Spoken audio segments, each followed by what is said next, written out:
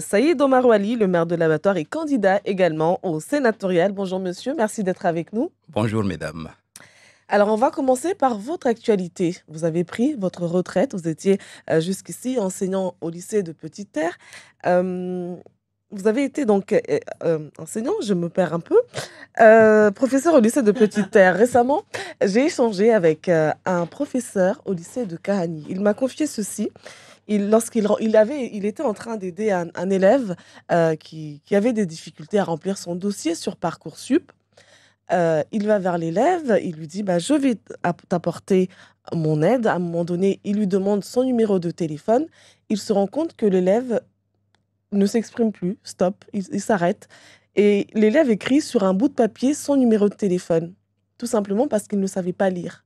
Il ne savait pas que 1 et 8 étaient 18, 1 et 2 c'était 12.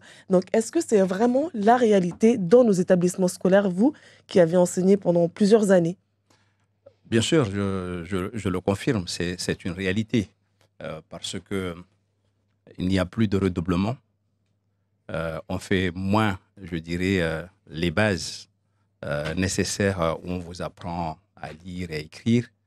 Et surtout, nous accueillons régulièrement des enfants d'un âge très avancé qui n'ont jamais été peut-être à l'école, qui n'ont pas les bases, mais qu'il faut inscrire. C'est-à-dire que la grande difficulté pour Mayotte aujourd'hui, c'est que nous faisons beaucoup plus du quantitatif que du qualitatif. Les écoles sont bondées, les niveaux sont disparates et qu'on préfère à la limite faire de garderies, de grandes garderies, que faire de l'enseignement. Évidemment, nous les professeurs, on est épuisés, fatigués.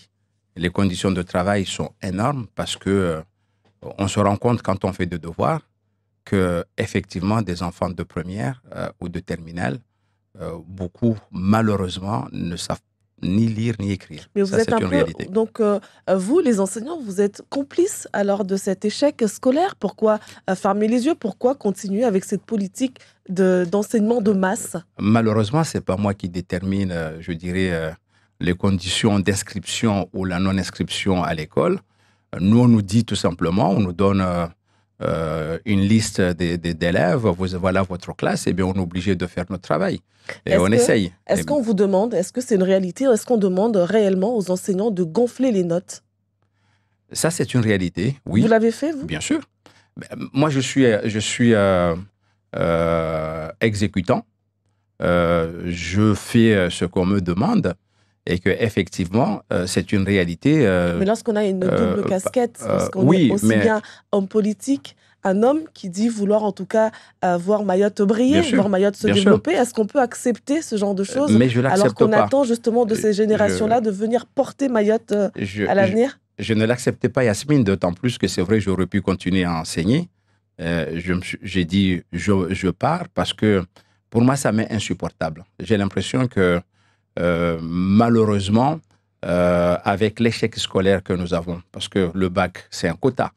Vous savez, quand on corrige le bac, moi je corrigeais le bac, on nous dit il faut mettre des notes, et quand le quota n'est pas, ben on gonfle les notes. Ça, c'est évident, c'est vrai. Et il n'y a pas de secret. Quand on voit nos élèves, nos enfants, beaucoup vont à l'université, sur 10, il y en a un qui réussit. Et donc, c'est vrai que à Mayotte, aujourd'hui, il faut penser le système scolaire dans son ensemble. Et c'est pareil à l'école primaire, parce que et c'est pareil aussi au collège et au lycée. C'est un drame que vit Mayotte. C'est une des raisons que moi, demain, sénateur, je proposerai qu'il y ait un vrai plan d'investissement ici à Mayotte et que on sort, je dirais, de ce système, par exemple, de rotation. Le problème de Mayotte, c'est quoi? C'est la démographie. Ce sont les naissances. Et donc, c'est l'immigration. Tout ça, il faut mener des politiques, je dirais, simultanées. Comment limiter les naissances? Comment limiter l'immigration? Et comment faire pour que les enfants qui ont un âge certain n'aillent pas polluer, je dirais, l'école pour ceux qui ont suivi un cursus, je dirais, normal. C'est une réalité, effectivement, c'est un drame. Et pour terminer, réellement, il y a des indicateurs dans une société pour voir si la société évolue, c'est la santé, et l'éducation. Et ce sont les deux choses qui ne marchent pas à Mayotte. Alors, Gérald Darmanin fait un bilan positif de l'opération Wambushu. Pour lui, la situation s'est rétablie. Le quotidien s'est amélioré. Le quotidien des Mahorais s'est amélioré. Des chefs de gang qui ont été interpellés. Des destructions massives d'habitats illégaux. Est-ce que vous êtes du même avis? Est-ce que l'opération Wambushu a porté ses fruits? On peut voir le verre à moitié plein ou à moitié vide. Moi, j'ai toujours tendance à voir le verre à moitié plein. En effet, si je prends Petite Terre, les choses ont changé.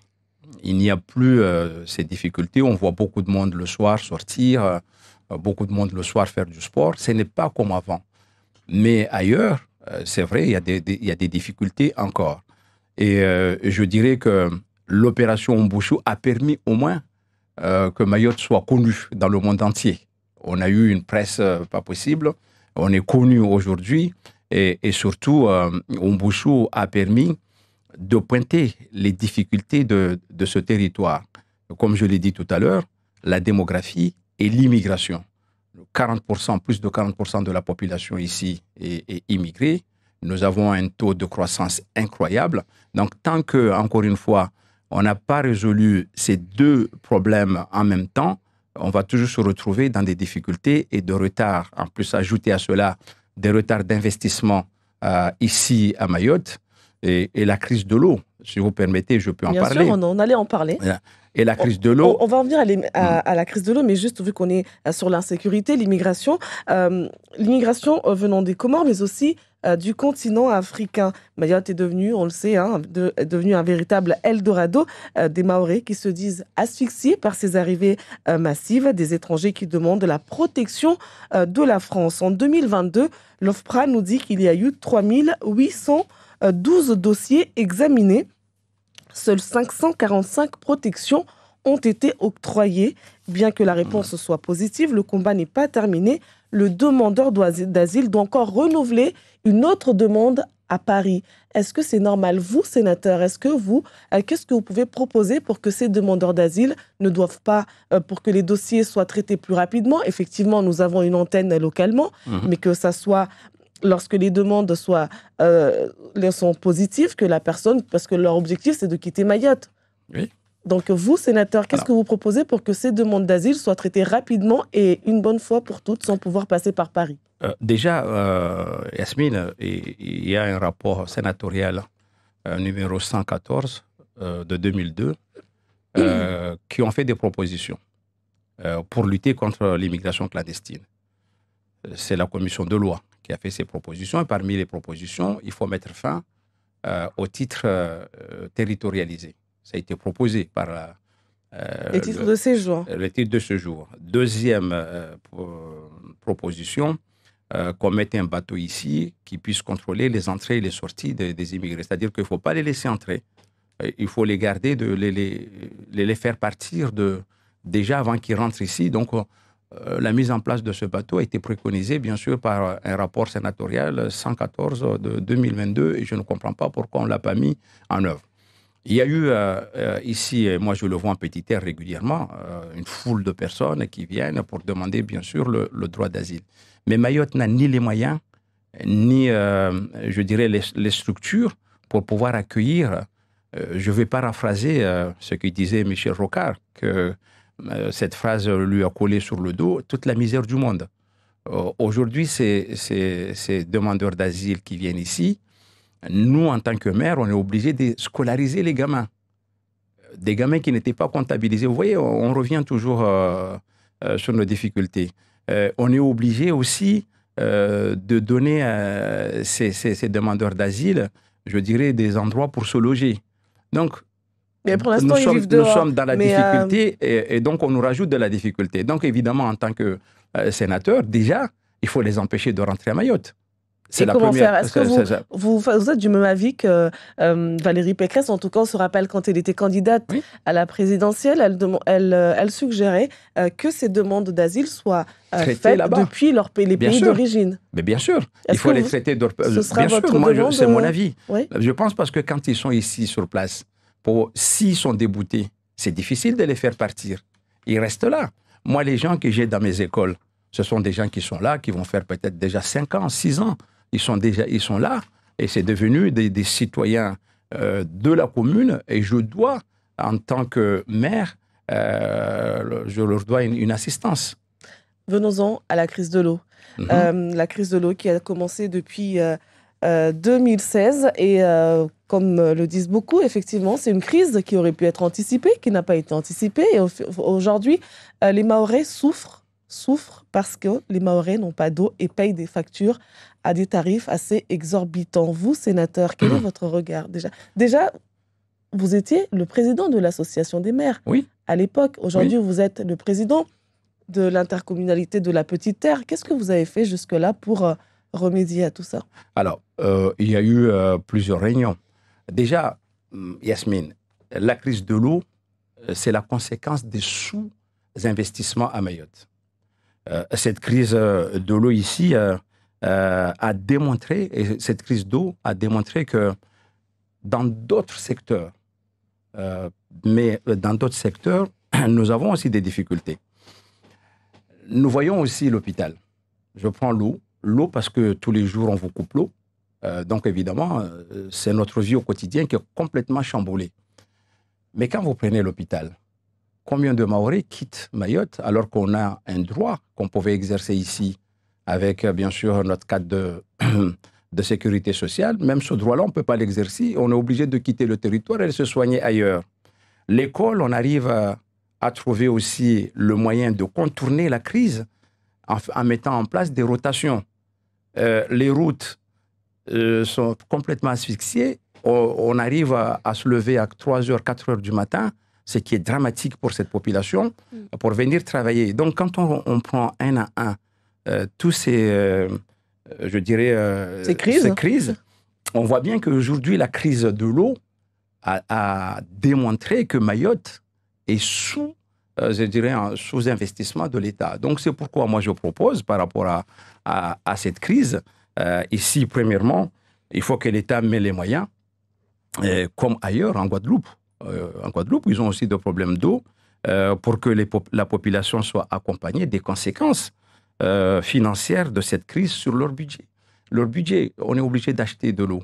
Mais le ministre qui a proposé qui n'a même pas proposé, qui dit qu'il y aura 2 bouteilles d'eau distribuées aux populations vulnérables, est-ce que c'est suffisant? C'est pas sérieux.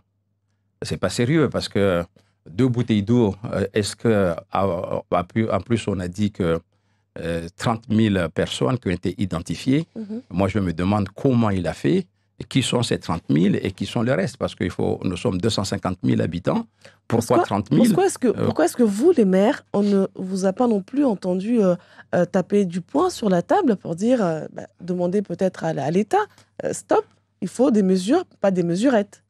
Mais c'est ce qu'on a toujours demandé. Lorsque le préfet nous a réunis en nous demandant de faire des contre-propositions sur la crise de l'eau, on avait trouvé un prestataire qui était prêt à mettre en place ici, dans les 3 mois, une usine de dessalement, mais ça a été botté en touche. On a écrit au préfet et qu'on ne nous a pas donné suite. Donc, cette crise de l'eau... mais il y a une passivité quand même de la part des élus, monsieur. Pas du tout. Il y a une certaine passivité. Non. Il y a un manque de... Est-ce qu'il y a eu des élus qui sont partis manifester samedi?